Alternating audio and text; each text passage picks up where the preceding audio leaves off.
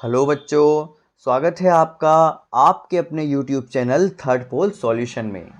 आज हम बात करेंगे एट ग्रेड अभ्यास पुस्तिका सामाजिक विज्ञान कक्षा 6 के भाग 2 पृथ्वी हमारा आवाज़ भूगोल के अध्याय 6 के बारे में, जिसका नाम है हमारा देश भारत।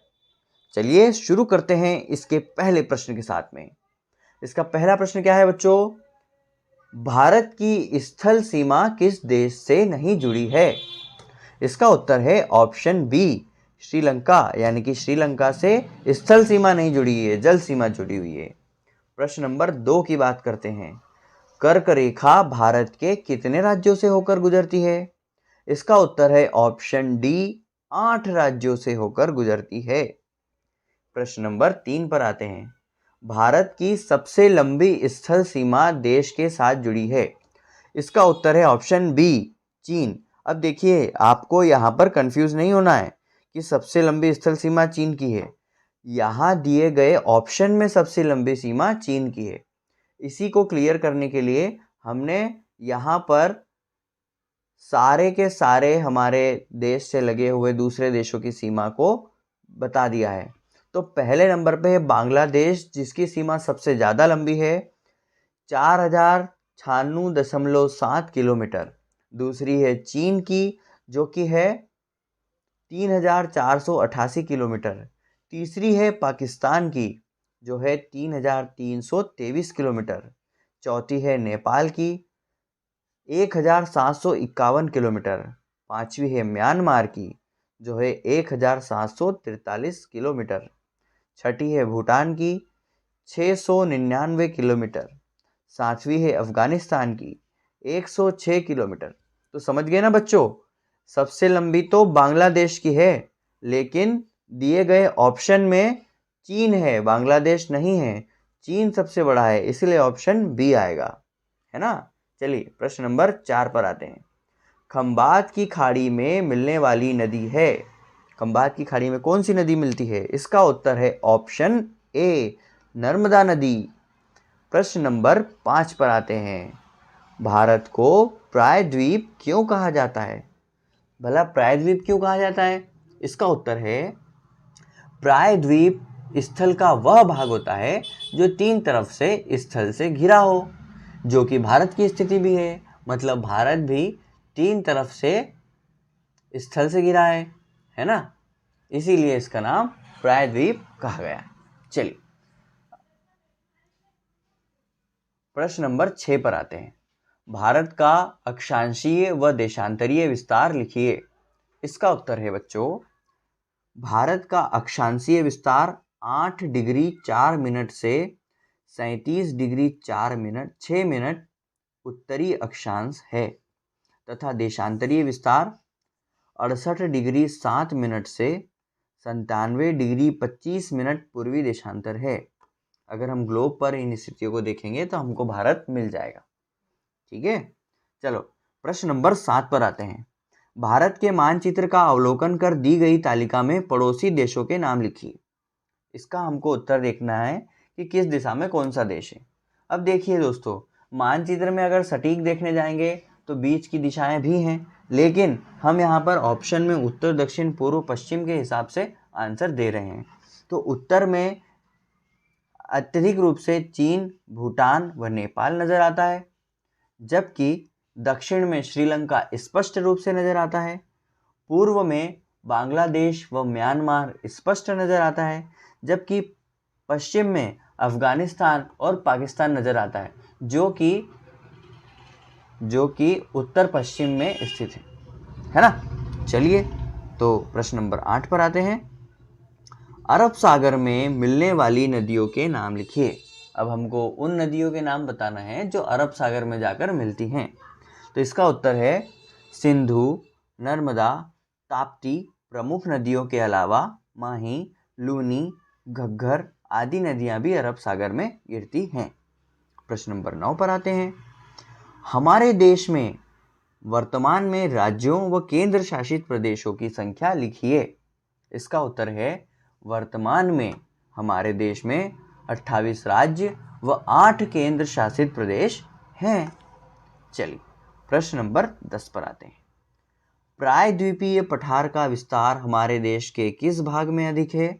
प्रायद्वीपीय पठार की 5 प्रमुख बातें लिखिए। इसका उत्तर है भारत के उत्तरी मैदानों के दक्षिण में प्रायद्वीपीय पठार स्थित है।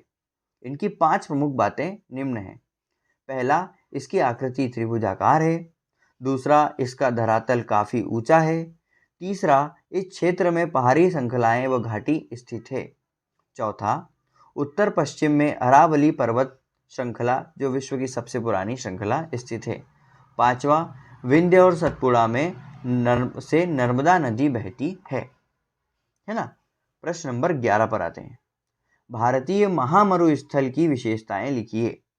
इसका उत्तर है भारत के पश्चिमी भाग में भारतीय महामरुस्थल स्थित है।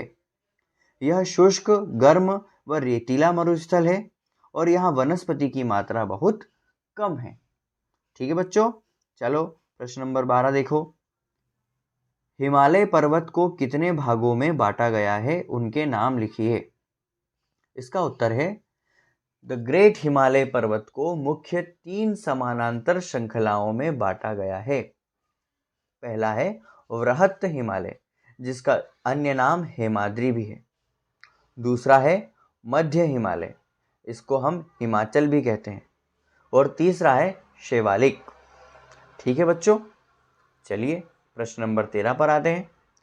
भारत के उत्तरी मैदानों का निर्माण किस प्रकार हुआ है, लिखिए। इसका उत्तर है भारत के दक्षिण में भारत के उत्तरी मैदान स्थित है। मैं उत्तर फिर से बोलूँगा। हिमाचल के दक्षिण में भारत के उत्तरी मैदान स्थित हैं। यह मैदान समतल व सपाट हैं। इनका निर्माण सिंधु, गंगा, ब्रह्मपुत्र तथा इनकी सहायक नदियों के द्वारा लाए गए जलोढ़ निक्षेपों से हुआ। ये मैदान कृषि हेतु उपजाऊ जमीन प्रदान करते हैं। ठीक है बच्चों, चलिए प्रश्न नंबर 14 पर आते हैं। पाठ के मानचित्रों को देखकर दिए गए रेखा मानचित्र में निम्नांकित को दर्शाइए। देखिए बच्चों, ये 6 चीज़ें हमें दिए गए मानचित्र में दर्शाना थी, जो हमने दर्शाने का प्रयास किया है। अलग अलग कलर की पेन से किया है ताकि आपको समझ में आए। तो देखिए, सबसे पहले है कर्क रेखा दर्शानी है। कर्क रेखा थोड़ी सी आड़ी टेढ़ी बन गई है, उसके लिए क्षमा चाहूँगा। हम लोगों ने राज्यों को मिलाने के कारण इसे ऊपर नीचे कर दिया। इसके लिए इस त्रुटि को हम माफ़ी चाहते हैं। इसके लिए आप बुक का भी रेफरेंस ले सकते हैं इसमें से, है ना। तो कर्क रेखा देखिए बीच में से गुजर रही है लाल पेन से। उसके बाद नर्मदा नदी जो मध्य प्रदेश से उद्गम होती हुई यहाँ गिर रही है गुजरात के पास में, है ना। उसके बाद में दिल्ली ऊपर की ओर है। भोपाल मध्य प्रदेश के मध्य में स्थित है। मध्य प्रदेश में विंध्य श्रेणी जो नर्मदा नदी के ऊपर है और सतपुड़ा श्रेणी जो नर्मदा नदी के नीचे है दर्शाई गई है। पूर्वी घाट जो पूर्वी की ओर हमारे सारे घाट है उनको दर्शाया गया है। गोवा की स्थिति आप देख सकते हैं रेड पेन से। पश्चिमी घाट पश्चिम में पूरी तरीके से दर्शाया गया है। अंडमान और निकोबार द्वीप समूह को भी दर्शाया गया है। दोस्तों, मैं यहाँ पर गोदावरी नदी नहीं बनाने के कारण माफ़ी चाहता हूँ। मैं यहाँ पर भूल गया हूँ बनाना। इस त्रुटि के लिए हमें क्षमा कर दीजिए। आप आसानी से पुस्तक का अनुसरण करके भी गोदावरी नदी की स्थिति को देख सकते हैं। फिर भी त्रुटि के लिए क्षमा चाहता हूँ।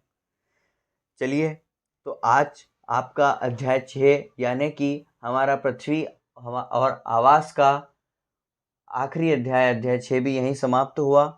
हमारा भूगोल भी पूरी तरीके से यहाँ पर समाप्त होता है। अब हम आगे सामाजिक एवं राजनीतिक जीवन के वीडियो देखेंगे। अगर यहाँ तक आपको अच्छा लगा हो, को आपको मदद मिल रही हो, तो चैनल को सब्सक्राइब कर देना, दोस्तों के साथ शेयर कर देना, जिनको मदद हो, जिन बच्चों को, उनको बता देना। और आगे के लिए अगर कोई सजेशन हो तो वो भी आप बिल्कुल लिख देना। जो भी मेरे सामर्थ्य में होगा मैं उसे पूर्ण करने की कोशिश करूँगा।